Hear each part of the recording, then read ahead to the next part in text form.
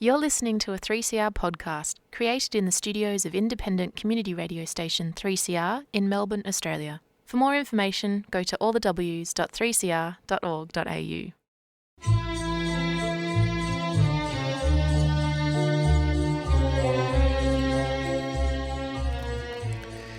Sabah al-Khair, good morning dear listeners. You're listening to Radio 3CR on 855 AM and Palestine Remembered with Robert Martin, Nasser Mashni and Yusuf Ahmed al-Rimawi.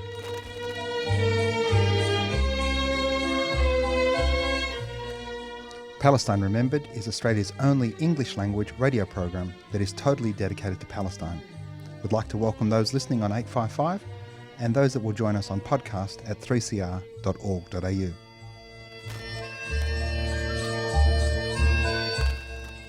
Thanks for joining us. Stay with us and enjoy the episode. Bringing you the news and views and the untold side of the Palestinian struggle for freedom from a Palestinian perspective. Good morning, listeners, and welcome to another episode of Palestine Remembered, day 349 of this genocide, 76 years and 349 days. Never thought we'd still be here, but we are, and we're not stopping. We're never going to give up. And we expect, as the Palestinians are not giving up in Palestine, we expect all of our supporters on this continent, in this colony, not to give up either. So make sure you head along to our rally tomorrow, to all the rallies coming into the commemoration of 1 year as we go into the 6th of October, that Sunday. We're joined this morning by a wonderful Palestinian woman, activist, troublemaker. Her name is Nour Salman. If you've been coming to the Melbourne marches, you would have seen her leading chants, leading the march, emceeing and speaking. Good morning, Nour. Good morning, Nasser. How are you? As good as we can be during this genocide, sis, as good as I can be. Nour, tell us a little bit about your Nakba story, how you ended up, you and your family, on this continent.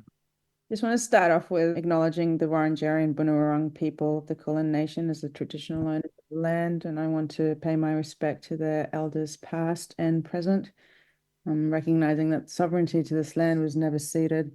And I guess that starting off point is really what we're here for, right? I mean, our sovereignty was never ceded and we were forcibly expelled and ethnically cleansed. My family hails back for generations. My paternal side is from Qada al-Lid, which is a town called Tirat Dendan in between Ramle and Lid districts in 1948.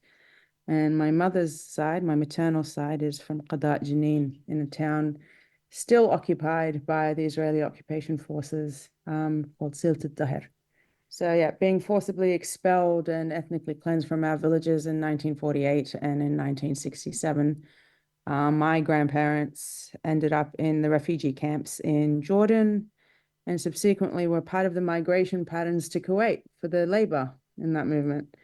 And I was born in Kuwait. I experienced the Gulf War in Kuwait and then became a migrant at 6 years old. Again, our family was uprooted and uplifted, and we migrated to Australia right after the Gulf War. Grew up in Sydney, in Gadigal, and have been between Gadigal, Naarm, and overseas in the Middle East for most of my life, most of my teenage and adult life, but now I'm based in Naarm. Beautiful, beautiful. So Gulf War 1, 91, that was... Gulf War 2, between Kuwait and Iraq. Gulf War 2. Well, Gulf War 1 was between Kuwait and Iraq. Gulf War 2 was when we went back to make sure we got rid of Saddam because of weapons of mass destruction, 2001. The first, well, Iraq War was considered Gulf War 1, hey? Okay. So I don't call that Gulf War 1, but so Gulf War 2, you're talking 91. 91, that's the one, yep. Well, I've been schooled, listeners. Gulf War 2 and Gulf War 3. My brain has been colonized by that white space that enables Gulf War 1, Iran and Iraq, to be expunged. And we know that America was playing both sides there. General Ollie North was trading guns with the Contras for cocaine. And, now after serving time in prison, I think he's now a CNN consultant and, speaks about his knowledge of the Arab world, the Middle East, the exotic Middle East. Nour, so you came as a 6-year-old. What was it like? And because most of the Gulf War II Kuwaiti Palestinians, ended up in Doncaster here in Melbourne. We've had many of them on the show in the past, but were there many in Sydney? No, so I grew up at the time, in Girraween, which is a small little suburb next to Pendle Hill in the west. I was the only Arab Palestinian Muslim student at my primary school, alongside of one Sri Lankan student and one Chinese student. So back in the day, the demographics were very, very different to how the school is now. So that school the demographics in that school have changed? Oh, absolutely. Okay. Absolutely. I visited 20 years later, when I started uni, because we left. So I finished year 6 and then we left overseas, and I came back 20 or like 18 years later, something like that, to visit the area. And yeah, it was very, very different. Very different. It actually reversed. Yeah. Minority were white students. Spot the Aussie to spot the Wog and spot the Aussie. Exactly. Whereas I had the same experience as you. My brothers and I were the only Arabs, etc. In fact, we didn't have a Sri Lankan or a Chinese person. For a year, we had a black South African, but he didn't last, the poor guy. And if you go there today, it's still white. Very WASP area, Bayside, Melbourne. So Nour, you're here now in the movement since the uptick in this genocide, and we talk about October 7 just being a stage reveal, like the lifting of the curtains for the rest of the world to see what we've known Israel to be, what we've known Zionism to be. Take us through your experience from those first weeks to today.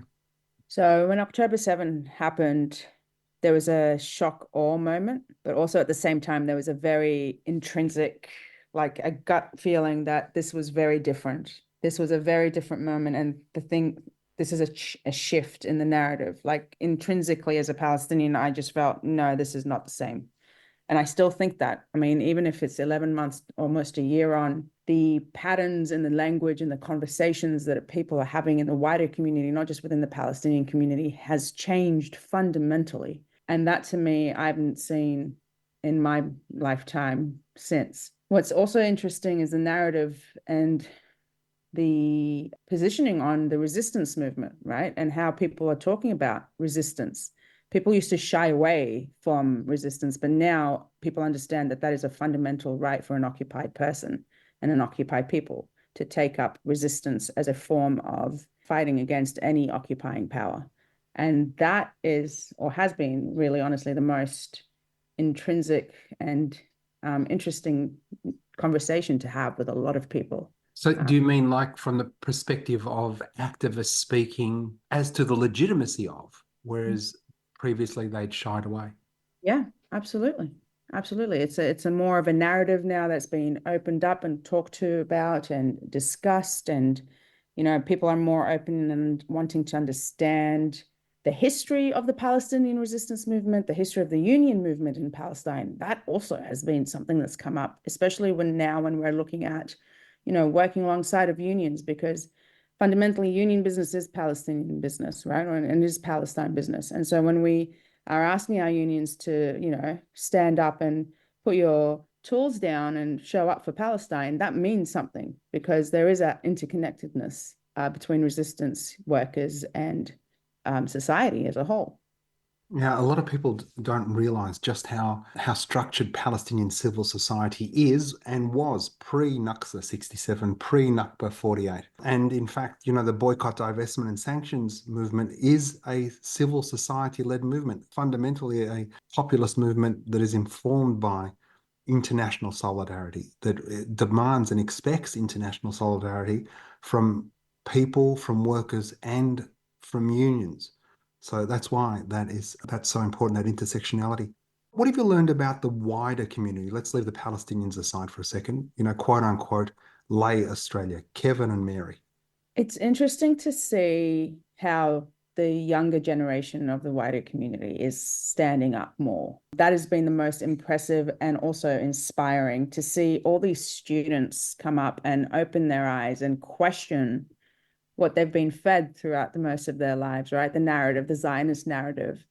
And that to me is so empowering, but also so refreshing to see the youth come out. And I think, when we say the kids are all right, we really do mean it, because they're the ones that are pushing that narrative, like the BDS movement, calling for academic boycotts and sanctions. All these university students that have created the encampments worldwide, and also including NAM. Those were the highlights, the most important moments that caused the shift in the narrative and, provoked public opinion further. And I think, to me, yeah, the kids are all right. They're doing their thing. Yeah, the kids are all right. What was your uni life like? So interestingly enough, very different to how we didn't have any encampments. We did have the 2003 invasion of Iraq, or the Gulf War III. That was the prominent time for us growing up at uni as well. But then, like during my master's, we started the SJP movement at Macquarie alongside of many different other universities like UTS and all those in Gadigal. And so that was when we started seeing the BDS shift, the boycott, divestment, sanctions movement shift. It was at the very beginning of that movement, starting the narratives, going, hey, we really need to boycott. We really need to, academic boycotts was really the main focus. Yeah. But what we're seeing now is that it is expanding, because we're seeing that the universities are also taking part in militarization. And so it's not only academic boycotts, it's also ending corporate ties and ties with arms manufacturers, which is crazy in a university setting. But this is our reality. Well, the reality of the corporatization of the education sector that says that, the dean of a university is now CEO of a business and they have to monetize degrees. And the fact that students are getting tens of thousands, hundreds of thousands of dollars worth of debt for degrees that are blood-stained is just shocking. I remember I was in Canberra at a lobby trip and I filmed a video on Instagram. It was during November and I said, the milk's been spilt. Peak Israel was October 6th. The world's seen. Now it's our job to give them something to do. The rallies are getting smaller. We're coming up to an anniversary. What do we need people to do?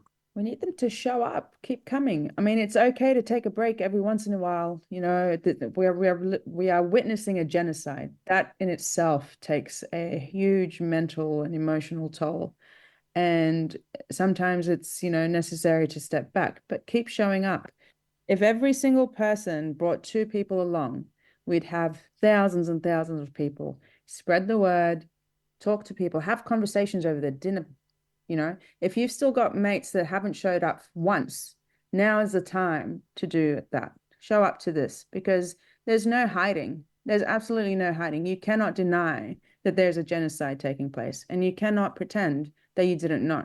It's all over the place. If you are living under a rock, that's the only reason that you wouldn't be able to know. But there is no way you have not seen anything of the atrocities that are happening to the Palestinian people in Gaza and in the West Bank. I saw a tweet by a teacher. She said, I taught Anne Frank's novel to Year 9 kids for decades. And without question, students would say halfway through the book, at the end of the book, how did this happen? How could the world let this happen? If you want to know what you would have been doing during the Holocaust, you're doing it now. And you don't have to come to every rally, but there's other things you can be doing.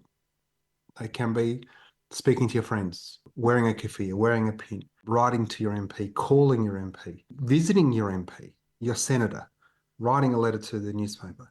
There's any number of things you can be doing. But if you have any advantage, if you have any privilege, and that exists in this colonial structure, in the society that we have that is racist, then do what you can, and where you can, uplift and platform Palestinian voices. There's many of us that will come and speak at your workplaces, will come and speak to your book club, will tell you all the wonderful stories about what Palestine was and will one day be again.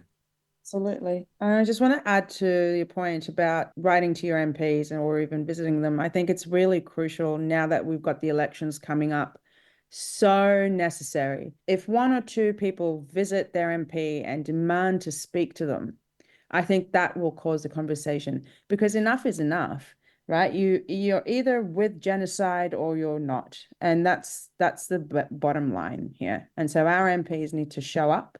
When people say that council business isn't linked to Palestine, that's actually a false narrative.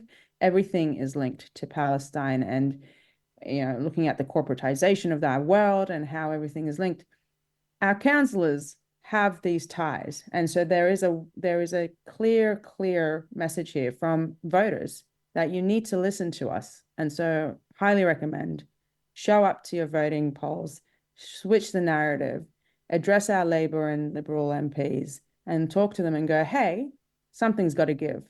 And also, one of the things about council elections, it is as close to democracy as a constituent can get. And if Palestine's important to you, then make sure your elected representatives know that it's important to you. And depending on how important it is to you, how it might impact how you vote. Absolutely. And there's some great initiatives as well. Like We Vote for Palestine has come up now and is starting its campaign for Victoria. So definitely check it out. If there's any information that you need, reach out to Palestinians. We're very, very, very welcome people, and we do know our stuff. So talk to us, we can guide you. You're listening to Radical Radio 3CR. Stand in solidarity with Palestine this Sunday. Hi, it's Nasser Mashni from Palestine Remembered, Australia's only dedicated show on Palestine. Join me every Saturday morning at 9:30 and very importantly, get along to our rallies. Sunday, 12 o'clock, State Library. Join us. We have to mobilise to show our support for Palestine. 12 p.m, State Library, this Sunday. Rally to demand freedom and justice for Palestine. No war on Gaza. Free Palestine Melbourne is a 3CR supporter.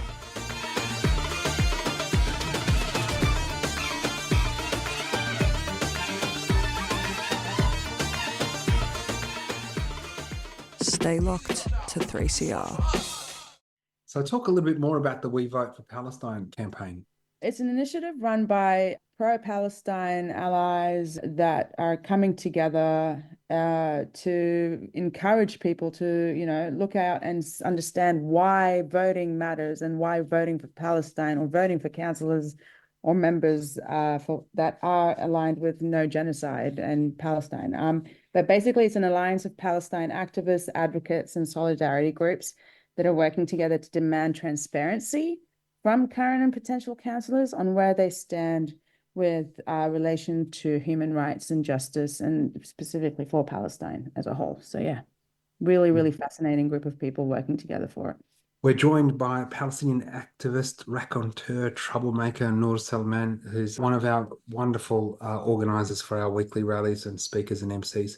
Nour, from my perspective, one of the things that I've noticed is just within our own community for some time, there's been, a lack of understanding. And I think Palestinians, when they come from, like 48 dislocation, 67 dislocation ethnic cleansings, to Kuwait, to, I don't know where the hell that place was in Sydney, because I don't know anything about New South Wales or Gadigal land there, to end up in Melbourne. Palestinians come and can't believe they get citizenship. They can't believe that they get to vote, that they're not going to get re-educated, they're not going to get disappeared, and they want to assimilate in such a hurry, and that ends up seeing them proximate to power. And power is white. And I can tell you in the 80s that I can recall my father having conversations with Palestinians about, you're a settler, we're the Israelis here. We're not the bad Israelis. You need to understand what happened here and how close it is to us. What's your experience been with blackfellas and our community? Great question. I think as a settler, I recognize myself as a settler on these lands. It's really interesting to navigate those waters because we have a lot to learn from our Indigenous community, from the traditional owners of this land. Their experience and their continued struggle is something that is so far beyond comprehension in this day and present time. Indigenous deaths in custody continue to this day, and that in itself is a ongoing genocide, in my opinion. And we have a lot to do and a lot to learn, I think, as a community, as a whole. There is, ample opportunity to listen and to engage, to pay the rent, to, learn more, to understand nuance, and absolutely put our Indigenous brothers and sisters in their rightful place at the front, and to talk to them and to engage with them and to listen. Listening is so key, and listening is powerful. And if we listen to their experiences and understand where we're at, I think we've got a long, long way to go currently, but I think we have ample opportunity to open up that space. And within our own community, have you seen a maturing there? I believe so. I think so. I mean, it goes beyond just the acknowledgement of country, right? I think there is, and again, this is not a blame situation, but growing up, my education in about Indigenous and Aboriginal history was pretty much within the white lens, right? Within the narrative of the colonials. And I think that still remains to be the case to this day. So I think there is opportunity for us to engage more. And I think that is happening. I think there's opportunity for us as a community to be able to go to Indigenous spaces and engage with the community and talk to them and learn. Because who better to learn from than the people themselves, right? So if we're asking people to listen to us as Palestinians, the bare minimum we can do is listen to Indigenous folks. Indeed, indeed. One of the things that has struck me, just how the embrace of Indigenous folk, not just in creating spaces, but also in understanding in grief. Like the best hugs I've had have been from blackfellas. And I've got somebody told me a long time ago, he said, if you hug somebody, don't let go. You don't know who needs that hug. And when they're done, they'll let go. That's your cue. One of the challenges with growing up white, I'm Australia's whitest Palestinian, is you don't need to laugh that much. Listeners, you can't see, but I can see Nour here. She's almost fallen over. Being as white as I am, our brains are colonized in any number of ways. It's our expectations of beauty, it's our expectations of culture, of any number of things, but it's also how we act amongst ourselves, around each other. And there is nothing rally around a family in grief. And that's an Indigenous trait. It's not unique to Palestinians, but it's unique to people of a land. I live with my brother and my mother and our families, and people go to me, how do you live with your mum and your brother? And I go, how do you live without your mother and brother? So that hug where you don't let go until they let go, it's innate in people who are connected to land, to knowledge, to love. And it's different. And that embrace has been all-encompassing. Absolutely. Absolutely. We've got this saying in Arabic called al-ashjar tamutu waqifa, and I think that's very indicative of what you just said as well. It translates to the trees die standing. And I think it's very indicative of Indigenous people in general, whether Palestine, Aboriginal, West Papua, or elsewhere, right? When we are so connected to the land that there is a rootedness in that, right? And so that is an ongoing presence and emotion and love and care, and it's connected. It's all connected. And so from one Indigenous person, as a Palestinian Indigenous woman, I understand what it means for a land to be stripped away, because it is our life, it is our very being, it is our very essence. And so when you talk about hugging an Aboriginal and Indigenous person, there is that connection in the spirit, and there is that connection to that land, and that is that love that goes beyond any confines of a colonialist structure. I've got a few minutes left, Nour. We saw Israel continues to want to create their regional war. Israel decided that they should just try and kill 2,000 Hezbollah people at once. How about a comment on the state terrorism and then on the state of our governments? For a state to carry out such an attack on sovereign land and allow for a new development in electronic warfare, This is the very essence of why people were protesting DLF last week, right? This is the very essence of why we're talking about the militarization, the AI of technology and weapons, right? It is a dangerous, dangerous precedent that it has set. Israel is fundamentally a terrorist state in this situation because it is applying tactics that, had Hezbollah applied, or any other group, any non-state actor had applied, they would have been labeled terrorists. They would have faced repercussions on a grand scale from countries. What is astounding to me is that our Labor government continues to fall silent. And we are done with these statements. Actions need to take place. There's no more statements. We cannot listen to condemnations. They no longer mean... We don't even get condemnations. I'll be happy with a condemnation, like a letter of concern. Yes, this is true. Like, not even that. And so really what we're calling for is 3 very simple asks, and that can be done immediately. Especially 11 months on into the genocide, 11 months on into... the attacks on Lebanon, the attacks on Yemen, the attacks on Egypt, right? They've surpassed any bounds of international laws, surpassed sovereignty of states.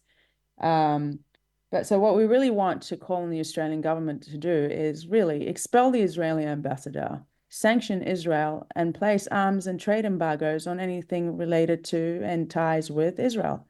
It's simple. We've done it for apartheid South Africa, and it's very doable for Israel. Enough is enough. Well, we did it for Russia only 2 years ago. Well, very easily. It happened overnight. So why not Israel? Enough. The challenge, unfortunately, as you know, Nour, is that we're just not quite Ukrainian. Yes.